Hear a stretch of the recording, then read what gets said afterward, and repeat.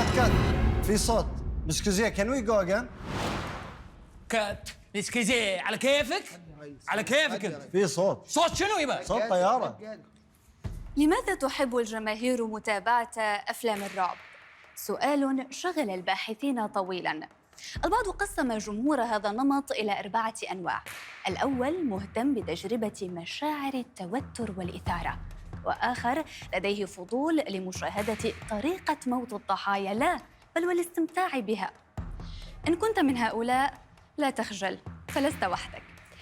هناك من يتابع هذه الأفلام ليثبت شجاعته وتجاوزه لمخاوف الطفولة والمراهقة. أما النوع الأخير فهم الغاضبون الذين يشعرون بالوحدة وتساعدهم تلك المشاهد على الهروب من الواقع لبعض الوقت. أنا ريتا خان وهذا برنامج عن السينما. سنتحدث في هذه الحلقة عن أفلام الرعب.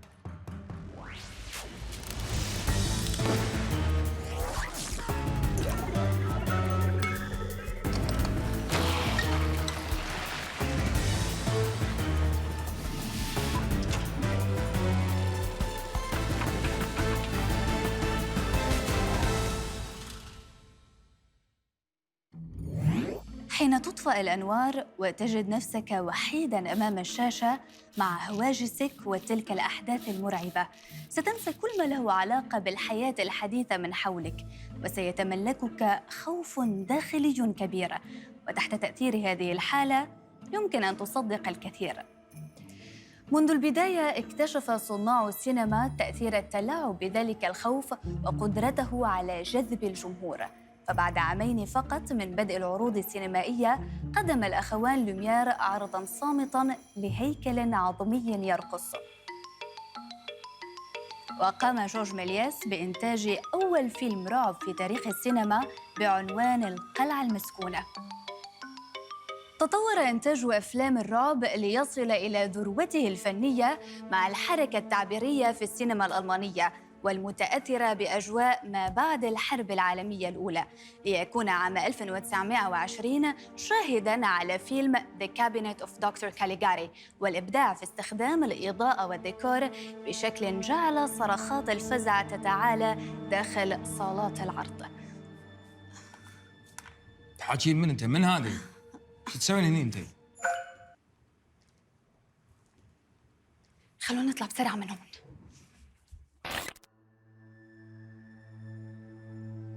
عام 1931 عرفت صناعة أفلام الرعب نقلة كبيرة، وذلك بشراء استوديوهات يونيفرسال لحقوق إنتاج روايتي فرانكشتاين ودراكولا لبرام، لتدخل هوليوود منذ ذلك التاريخ عصر أفلام الوحوش. في العام التالي أنتجت استوديوهات مترو جولدن ماير فيلم فريكس، حيث رأينا لأول مرة على الشاشة شخصيات بأعضاء مبتورة ومشوهة ترتكب جرائم عنيفة، مما سبب حالات ذعر لدى المشاهدين، وهو ما أدى إلى منع عرض الفيلم ل3 أعوام، مما اضطر المخرج إلى إعادة بعض المشاهد للتحايل على القرار. رسخت الثلاثينيات أشكال أفلام الرعب لتتنوع بين مصاصي الدماء، القتلة المتسلسلين، الأشباح، الوحوش والعلماء المجانين، في مواقع ارتبطت بأماكن نائية ومظلمة كالمقابر والقلاع المهجورة، الغابات والبيوت القديمة. مع تطور مخاوف الناس في الخمسينيات ورعب القنبلة الذرية، أصبحت قدرة الإنسان على التدمير أكثر ما يرعبه، فاختفت نماذج الشياطين ومصاصي الدماء. ورأينا منذ صدور فيلم Invasion of the Body Snatchers الذي أنتج عام 1956 كيف تحولت الوحوش إلى رموز لما يعيشه العالم من تحولات سياسية واجتماعية.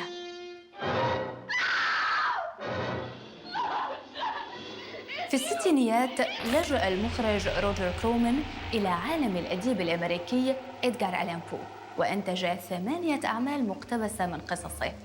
وفي نفس الوقت كرس هيتشكوك مدرسته الخاصة في الرعب النفسي، فيما قدم رومان بولانسكي رؤية جديدة قام فيها بتزويج البشر بالشياطين في فيلم روزماري's بيبي.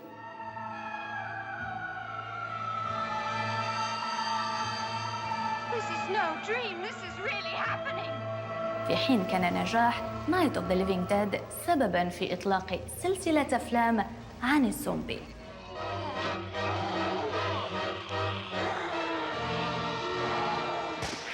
شهدت أفلام الرعب في السبعينيات ازدهاراً غير مسبوق، حيث ظهرت مخاوف جديدة، الخوف من القتلة المتسلسلين على غرار فيلم The Texas Chainsaw Massacre وسلسلة أفلام هالوين.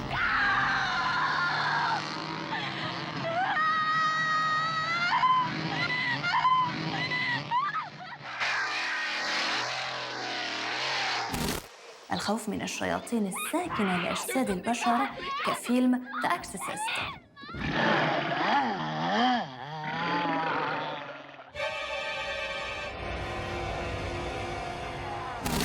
وصولاً لفيلم آلين، والذي أسس لشكل رعب جديد، حيث تم التزاوج بين أفلام الرعب وأفلام الفضاء.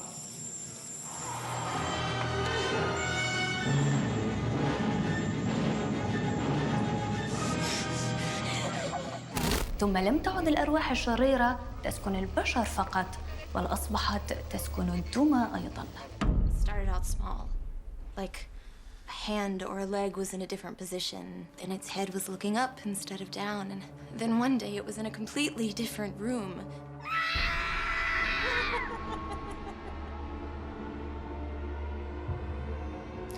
تزايد نجاح أفلام الرعب في الثمانينيات والتسعينيات، خصوصاً مع انتشار أخبار القبض على القتلة المتسلسلين وتداول حكاياتهم في الإعلام.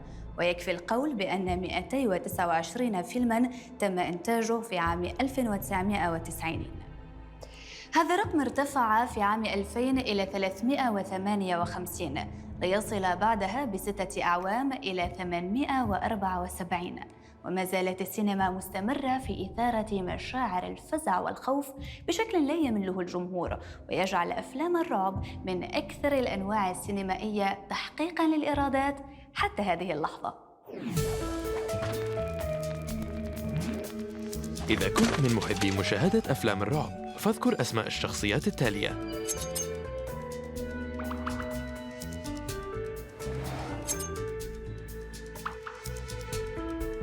جميل جداً. حاول الآن أن تنسى كل ما شاهدته من أقنعة حتى تستطيع التركيز في الفقرة التالية.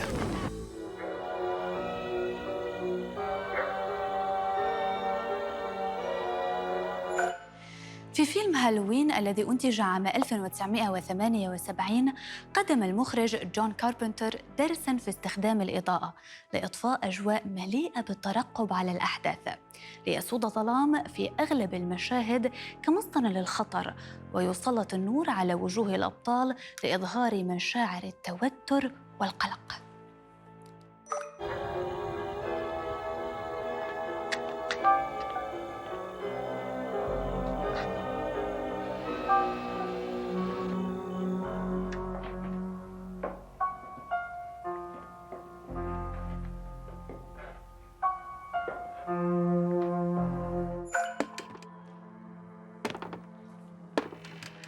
أصبح هذا الفيلم واحداً من أنجح الأفلام المستقلة وأكثرها تحقيقاً للإيرادات في التاريخ، حيث بلغت تكلفة إنتاجه $300,000 وحقق 70 مليون.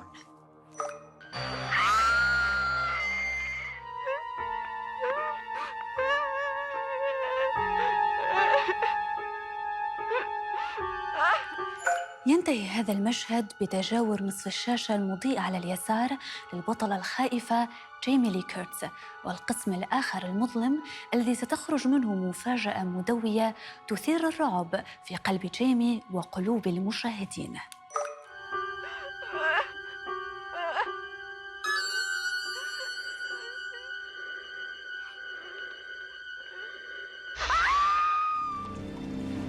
I seen fingers torn out at the knuckles.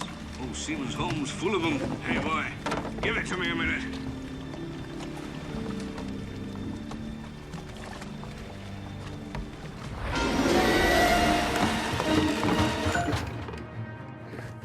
في فيلم جوز الذي أنتج عام 1975 والمقتبس من رواية بنفس الاسم، أطلق المخرج ستيفن سبيلبرغ نوعاً جديداً من الرعب، الخوف من كائنات البحر المفترسة، مقدماً درساً في كيفية التغلب على فقر التقنيات السينمائية.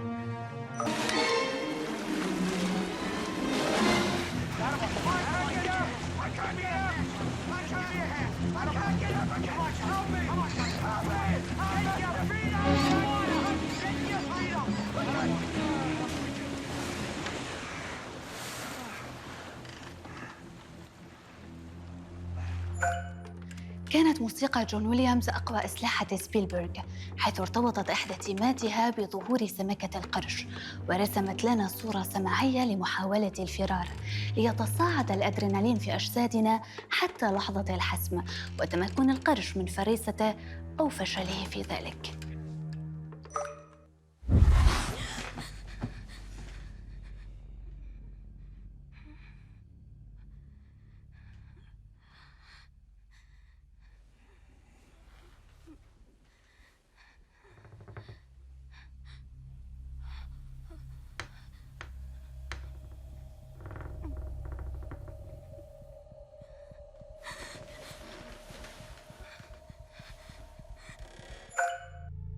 في فيلم The Conjuring المنتج عام 2013 يبدع المخرج جيمس وان في معالجته للفيلم ليحكي لنا قصة منزل مهجور تنتقل إليه عائلة لتكتشف أن هناك من يشاركها السكن فيه وتستنجد بطاردي أرواح.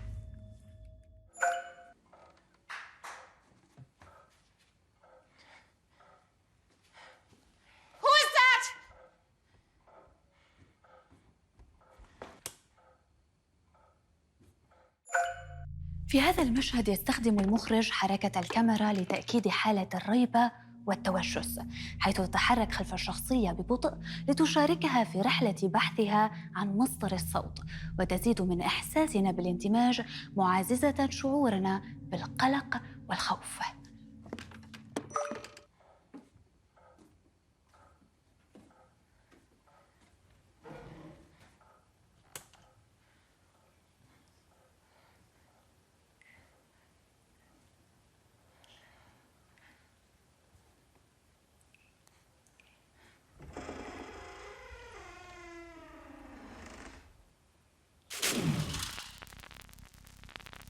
عندما تذكر أفلام الرعب فإن أول اسم سيقفز إلى ذهنك هو الكاتب الأمريكي ستيفن كينغ. فمنذ نشر روايته الأولى كاري عام 1974 والتي تحولت إلى فيلم بعدها بعامين، توالت النجاحات حيث أصبحت أفلامه تحطم الأرقام القياسية في الإيرادات. بدأت رحلة كينغ مع الكتابة في المدرسة بمشاهدة الأفلام وكتابتها على شكل قصص وبيعها لزملائه. اكتشف مدرسوه الأمر وأجبروه على إعادة الأموال، وربما كان ذلك درساً دفعه لابتكار أعمال خاصة به. على رأسها يأتي فيلم إت في نسخته المنتجة عام 2017، وهو أعلى أفلام الرعب تحقيقاً للإيرادات عبر تاريخ السينما حتى الآن، برقم وصل إلى 327 مليون دولار أمريكي. في المركز الثاني يأتي الجزء الثاني من نفس الفيلم، والذي أنتج في عام 2019 وحقق حتى الآن 158 مليون دولار. أما ثالث المراكز فيحتله The Green Mile، وهو من أعماله السينمائية القليلة خارج عوالم الرعب، حيث حقق 136 مليون دولار. فيلم 1408 المقتبس من قصة قصيرة له يأتي رابعاً محققاً 72 مليون دولار، ليحتل فيلم ميزري والذي يقدم رعباً من نوع خاص المرتبة الخامسة بتحقيقه لإيرادات وصلت 61 مليون دولار. وحتى يومنا هذا لا تزال السينما تستقبل المزيد من أفلام ستيفن كينغ وتبحث في قصصه القديمة عن مادة جديدة للرعب وفرصة كبيرة للربح. هاي يا رقية، إن شاء الله لقيت فيلم يعجبك. ما زلت ما اخترتش. أنا نحب أفلام الرعب برشا، على هذيك لازم نكون دقيقة في اختياراتي. صحيح، غريبة، أول مرة ألاقي المحل فاضي. وين راح هذا الزلمة؟ أعوذ بالله من الشيطان الرجيم. لا مؤاخذة يا عمادي، كنت فاكرك شجاع، ما كانش قصدي أخوفك. لا أنا بخافش أنا. لا خفت. لا بخافش بقول لك. لا أنت اتخضيت. اسمع أقول لك، إيش اللي عامل في المحل هذا؟ هي كانت فكرة لتسويق أفلام الرعب عشان الطلب عليها قل، بس الحمد لله البركة فيك الفكرة فشلت. وأنا جايب معايا ضيفة من تونس، أقول لها المحل محترم، قال لك إيش عارف في حالك أنت؟ إيش عارف في شعرك ولا؟ أقول لك أنا غلطان، يلا يا رقية. لا احنا هنديكي شريط ببلاش على سوء التفاهم اللي حصل ده، وعم ماضي احسن واحد تاخدي منه اقتراحات افلام، ده مؤرخ سينمائي هاوي. بس كلمتين اقولهم وارجع لكم على طول. بدأ مشوار السينما العربية مع الرعب بأكثر مما نستعيذ بالله منه، بالشيطان الرجيم شخصياً، حيث لعب يوسف وهبي دوره في فيلم سفير جهنم المأخوذ عن مسرحية الدكتور فاوست للكاتب الألماني جوتا، حيث يظهر الشيطان بنسخته العربية بحواجبه الثقيلة ولبسه الأسود وقرون بتطلع له عند قراءة سورة الإخلاص. وبعدها ب10 أعوام قدم فيلم موعد مع إبليس، معالجة جديدة لنفس المسرحية، حيث يعاني طبيب من ضعف إيرادات عيادته فيعقد صفقة مع الشيطان المتخفي في صورة نبيل لينال نجاحاً واسعاً بسبب تشخيصه البارع للأمراض. شوف اما اقول لك، انا ما بقتش بشوف خلاص، انت جاي لي؟ جاي اقول لك الباقي في حياتك. في مين؟ في ابنك عادل. برغم امتلاء التراث العربي بكم كبير من الحكايات المرعبة، ظلت السينما العربية متأخرة، واعتمدت في أفلام قليلة على فكرة اقتحام الشيطان أو الأرواح أو الجن لعالم الإنس، ليعجب الجمهور بأفلام مثل الإنس والجن والتعويذة. قال فاخرج منها فإنك رجيم وإن عليك اللعنة إلى يوم الدين. في تاريخنا القصير مع أفلام الرعب هناك تجربة مميزة للمخرج المصري محمد شبل، الذي قدم عام 81 فيلم أنياب، الذي عرض مزيجاً غريباً من الاستعراض والغناء والأجواء المرعبة.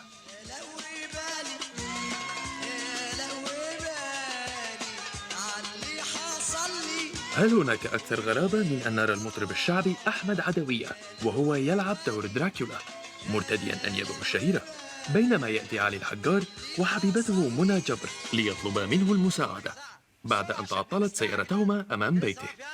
لم يمنع فشل التجربة محمد شبل من مواصلة محاولاته لتقديم سينما الرعب. عام 1987 قدم شبل فيلم التعويذة، وكان أوفر حظاً في النجاح.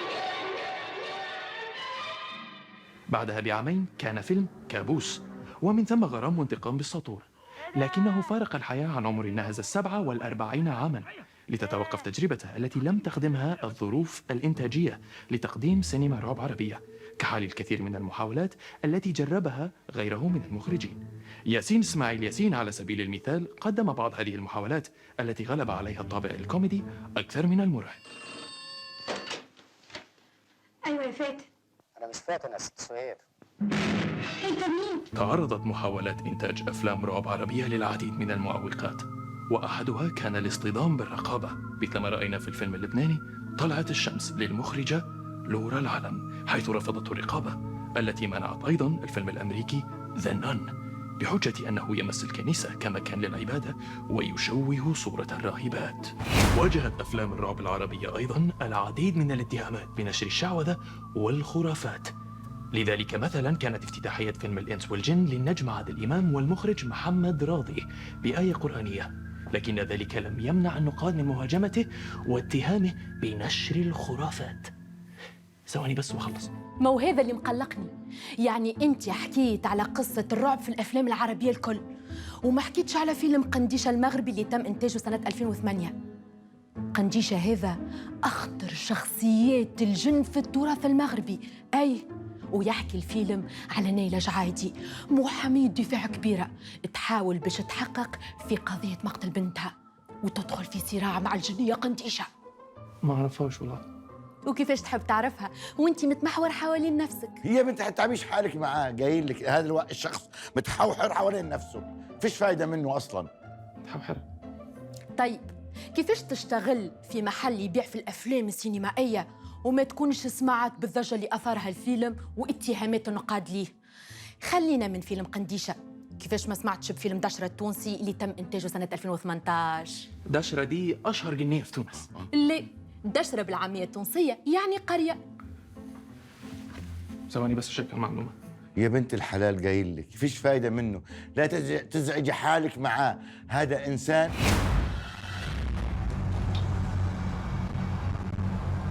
فيلم دشرة يحكي عن ياسمين، طالبة صحافة تحقق هي وأصدقاؤها في حالة السيدة منجية، التي عثر عليها مذبوحة قبل 20 عاماً، وكان يشتبه في ممارستها للسحر الأسود والشعوذة لاستخراج الكنوز، ويقودهم التحقيق لدشرة معزولة في الجبال التونسية. فيلم زي ده بيدي أمل لمستقبل سينما الرعب العربية. لكل محب لأفلام الرعب أسبابه الخاصة، وأحياناً لا يكون هناك أسباب واضحة لذلك الحب الغريب، لكن من المؤكد أن ما يدفعنا لمشاهدة المزيد هو استمتاعنا بهذه الأفلام لسبب كامن في خبايا أرواحنا وعقولنا يصعب الوصول إليه. أنا ريتا خان، وهذا برنامج عن السينما. إلى اللقاء.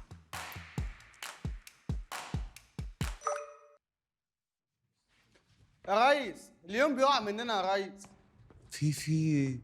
في واحدة كانت هنيك تتكلم. واحدة؟ طب بعد التك نشوف الموضوع ده. يلا بينا. Everyone in position.